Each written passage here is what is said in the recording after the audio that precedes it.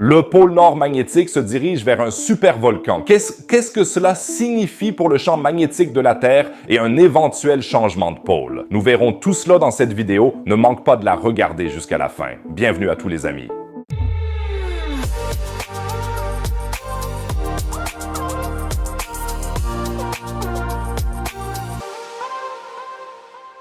Champ magnétique, tectonique des plaques, supervolcan. Si tu ne veux plus jamais manquer les nouvelles sur ces sujets passionnants de la science et de la nature, abonne-toi directement et active la cloche. C'est absolument gratuit. Tu ne manqueras plus jamais une vidéo et tu m'aideras énormément. Merci beaucoup les amis. Et maintenant, imagine que tu es en expédition dans l'Arctique. Tu sors la boussole pour déterminer la direction. Mais l'aiguille s'affole complètement. La cause, le pôle nord magnétique est en fuite.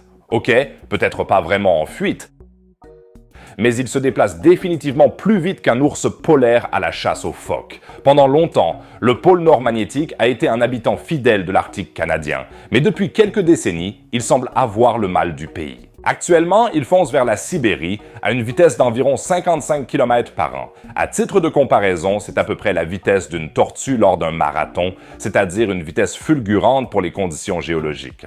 Et pourquoi est-ce important? Imagine que toutes les boussoles du monde pointent soudainement dans la mauvaise direction. Les systèmes GPS deviendraient fous, les oiseaux migrateurs voleraient en rond de manière confuse et même la porte de ton réfrigérateur ne pourrait s'ouvrir que du mauvais côté. Ok, le dernier était peut-être un peu exagéré, mais tu comprends l'idée. La raison de cette envie de se déplacer de notre pôle nord magnétique se trouve à l'intérieur de la Terre. Notre planète a un noyau externe liquide composé de fer et de nickel en fusion.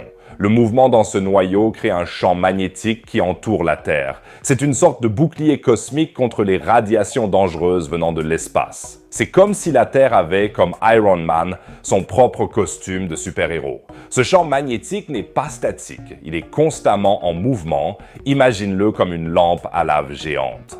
Sauf qu'au lieu de bulles colorées, c'est du métal en fusion qui monte et descend. Ces mouvements font que la force du champ magnétique change à différents endroits. Les géophysiciens estiment que le lobe du champ magnétique canadien, c'est en fait un terme scientifique, est devenu plus faible, tandis que celui de la Sibérie est devenu plus fort. Résultat, notre pôle nord magnétique se dirige vers l'est, comme s'il avait reçu un bon alléchant pour un week-end de bien-être en Sibérie, ou quelque chose comme ça. Mais la destination de son voyage est loin d'être relaxante. Le pôle nord magnétique se dirige directement vers l'un des plus grands systèmes volcaniques de la Terre, la dorsale de Gackel. Attends, un supervolcan sous l'océan Arctique?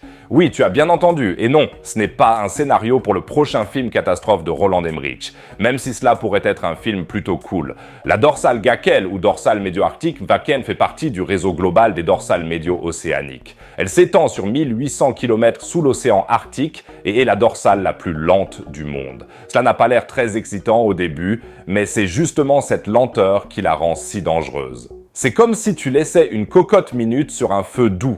À un moment donné, une pression énorme s'accumule. Mais reprenons les choses dans l'ordre. En 1999, les scientifiques ont découvert quelque chose d'étonnant. Une énorme caldeira, c'est-à-dire un cratère volcanique, directement sur la crête de Gackel avec une longueur de 70 km, une largeur de 40 km et une profondeur de 1,2 km. Ce cratère est un poids lourd parmi les volcans et peut même rivaliser avec la caldeira de Yellowstone. Les chercheurs estiment qu'au moins 3000 km3 de matériaux volcaniques ont été éjectés lors de l'éruption qui a formé cette gueule de bois. C'est assez pour ensevelir toute l'Allemagne sous une couche de cendres de 8 mètres d'épaisseur. Seules de nouvelles taxes peuvent aider. Cette éruption fait partie du top 10 des plus grandes éruptions volcaniques de tous les temps.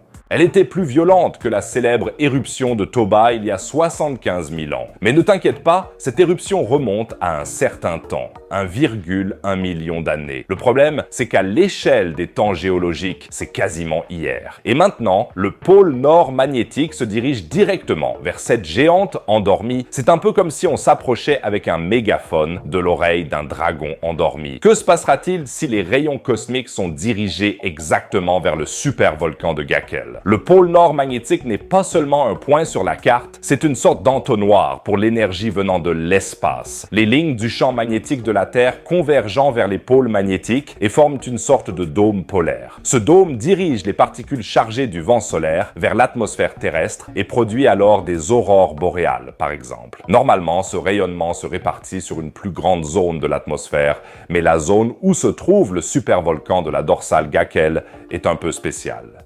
Ici, la croûte océanique est très fine, si fine qu'à certains endroits, même le manteau terrestre est exposé directement sous le fond de l'océan. C'est comme si la Terre ne portait ici qu'un mince t-shirt au lieu de ton épaisse veste d'hiver habituelle. Si le pôle magnétique se déplace sur cette zone, il pourrait diriger l'afflux d'énergie solaire et de particules chargées vers cette région riche en magma à la peau fine. Et maintenant, il y a des youtubeurs qui affirment que cela va déclencher une énorme éruption dans l'Arctique et que nous nous dirigeons tout droit vers une catastrophe mondiale.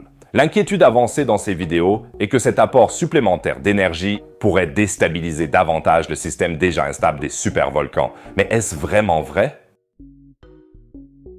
Détricotons un peu tout ça. Tout d'abord, l'idée que le volcan Gackel puisse à nouveau entrer en éruption n'est pas totalement fantaisiste. Le supervolcan de Gackel a déjà montré des signes d'activité au cours des dernières années. En 1999, la dorsale a connu le plus grand essaim de tremblements de terre jamais enregistré sur une dorsale médio-océanique. De nouveaux volcans se sont formés au fond de l'océan et même des coulées pyroclastiques sous-marines, un type d'éruption que l'on pensait impossible sous une pression aussi élevée.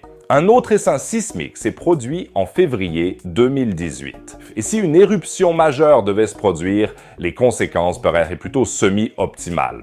L'énorme quantité de matériaux expulsés contiendrait probablement des quantités importantes de vapeur d'eau et d'autres gaz, ce qui pourrait avoir des conséquences dramatiques sur les modèles météorologiques mondiaux et le climat. Nous nous souvenons de l'éruption du volcan sous-marin Unga Tonga dans la mer du Sud en 2022, qui, comme nous le savons aujourd'hui, a soufflé tellement de vapeur d'eau dans l'atmosphère que le climat mondial a été modifié. Les cendres et les gaz libérés par une éruption de Gackel pourraient donc non seulement perturber le trafic aérien, mais aussi influencer les températures mondiales pendant des décennies. Une éruption de la dorsale de Gackel serait un peu comme l'éruption de Unga Tonga sous stéroïdes. Alors voilà, l'affirmation de nombreux youtubeurs et pseudo-scientifiques selon laquelle le pôle nord magnétique pourrait déclencher cette éruption ne peut pas vraiment être étayée. Il n'existe aucune preuve scientifique que les tempêtes géomagnétiques ou le mouvement du pôle nord magnétique puissent déclencher des éruptions volcaniques. Le volcanisme est causé par des processus thermiques et mécaniques dans la croûte et le manteau terrestre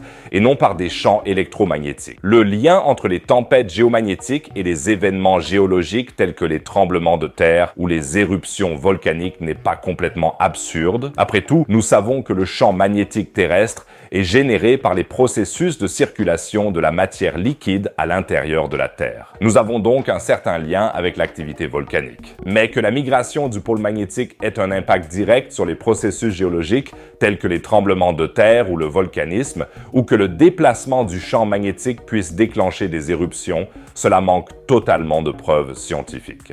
La force du vent solaire n'est pas non plus suffisante. Les tempêtes solaires ont un impact sur le champ magnétique terrestre et peuvent provoquer des tempêtes géomagnétiques qui peuvent à leur tour perturber les réseaux électriques ou les communications par satellite. Nous nous souvenons encore de la tempête géomagnétique du mois de mai, lorsque nous avons pu voir de magnifiques aurores boréales, même en Allemagne. Mais il n'y a pas de lien direct entre l'activité solaire et les éruptions volcaniques. Les énergies libérées lors d'une tempête solaire sont certes énormes, mais elles agissent principalement dans la haute atmosphère et n'ont pas d'influence significative sur les processus géologiques en profondeur dans la Terre. Dans l'ensemble, on peut donc dire que le mouvement des pôles Manitsa et magnétique et les volcans de la dorsale de Gackel sont tous deux des sujets super intéressants, sur lesquels il reste encore beaucoup à explorer, mais ils n'ont probablement rien à voir l'un avec l'autre. Mais d'autres avis sont toujours défendables, n'hésite pas à me dire ce que tu en penses dans les commentaires. Y a-t-il un lien entre le champ magnétique et le volcanisme ? La migration du pôle nord magnétique pourrait-elle provoquer l'éruption du supervolcan Gackel? N'hésite pas à me faire part de tes idées dans les commentaires. Dès qu'il y aura du nouveau dans la migration du pôle, je vous en informerai immédiatement si le supervolcan n'est pas déjà en éruption. Abonne-toi donc directement à la chaîne. Et maintenant, nous allons de la Terre à la Lune. La NASA y a récemment découvert quelque chose d'incroyable sous la surface de la Lune. J'ai réalisé une interview passionnante à ce sujet avec l'un des planétologues les plus renommés d'Allemagne. N'hésite pas à cliquer en haut à droite pour la regarder. Et si tu veux soutenir la chaîne, n'hésite pas à regarder les anciennes vidéos. Elles cachent encore des sujets passionnants pour toi. Sinon, je te dis à la prochaine vidéo. Au revoir les amis.